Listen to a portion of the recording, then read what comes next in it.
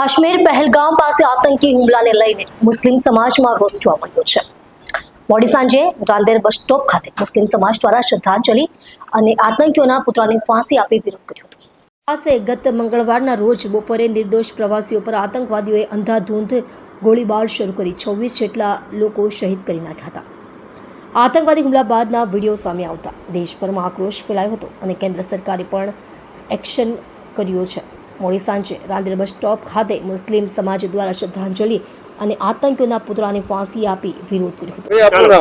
મારું નામ ઇમ્તિયાઝભાઈ બોમ્બેવાલા છે। કઈ જગ્યા પર શું કાર્યક્રમ રાખવામાં આવ્યો? આ રાંદેર ગામ તલ છે, અહીંયા પ્રોગ્રામ જે કાશ્મીરમાં જે આતંકવાદીઓને બેરહેમીથી નિર્દોષોને માર્યા છે એના વિશે શ્રદ્ધાંજલિનો પ્રોગ્રામ છે, તેમજ આતંકવાદીઓના પુતળાને અમે ફાંસી આપી છે।